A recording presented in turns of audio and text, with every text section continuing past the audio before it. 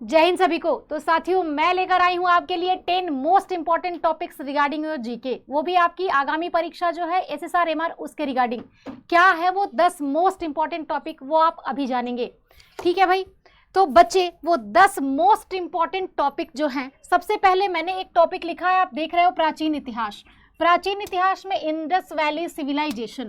बच्चे, ये ऐसा टॉपिक है जो आपकी परीक्षा में कभी कभी इससे प्रश्न आते हैं, कभी कभी इग्नोर कर दिया जाता है, प्रश्न नहीं भी आते हैं। इसीलिए मैंने यहाँ लिखा है 0 से 1।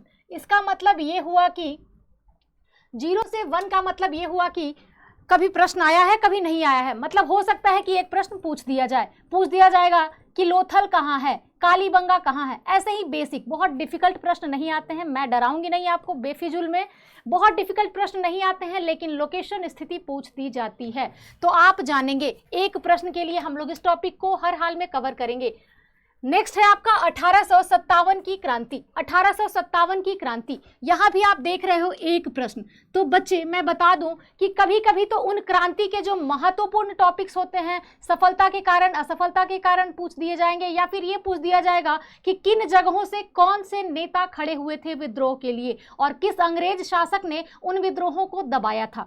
ऐसे प्रश्न पूछे जाएंगे। दूसरा, आपसे पूछ दिया जाता है 1857 की क्रांति के प्रतीक चिन्ह क्या थे।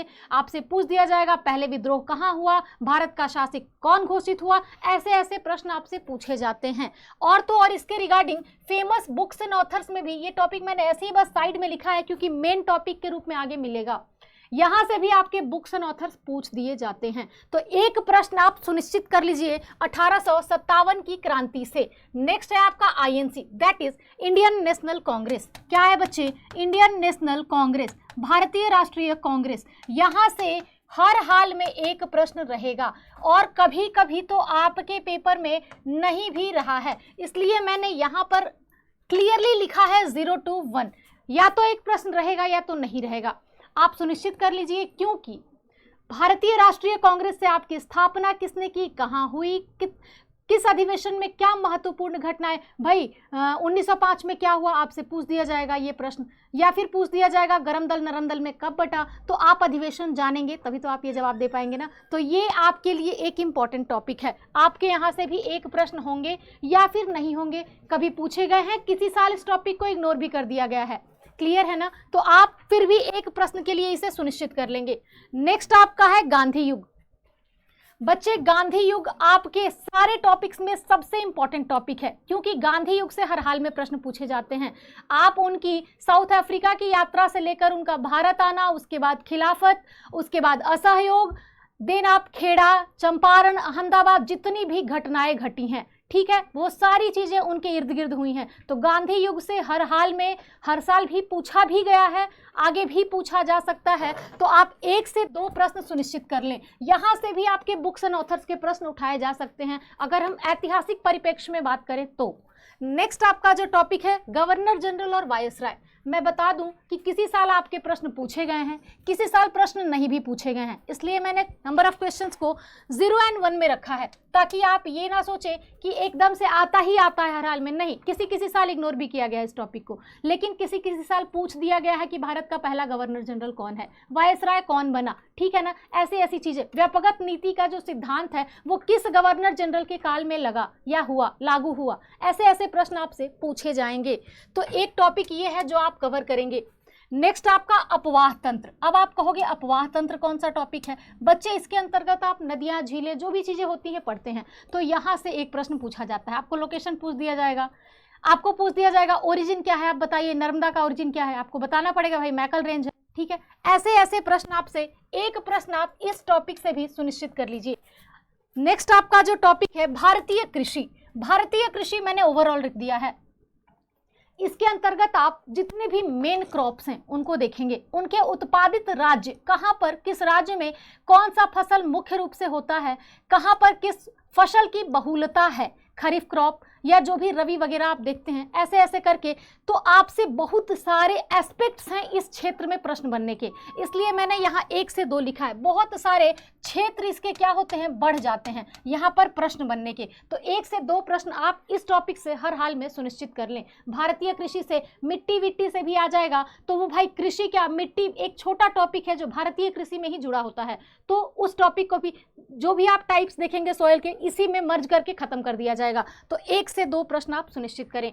फेमस बुक्स एंड ऑथर्स आपका 8वां टॉपिक है। बच्चे मैं बता दूं कि 1857 की क्रांति देखिए, या फिर इंडियन नेशनल कांग्रेस की स्थापना देखिए, या फिर जितनी भी ऐतिहासिक पृष्ठभूमि या उसके परिप्रेक्ष्य में जितनी भी चीजें आप देखते हैं, उससे रिगार्डिंग आपके बहुत सारी बुक्स लिखी गई हैं। 1857 किसने लिखा, वीर सावरकर की बुक बहुत मशहूर रही है, उसका नाम बताइए क्या है।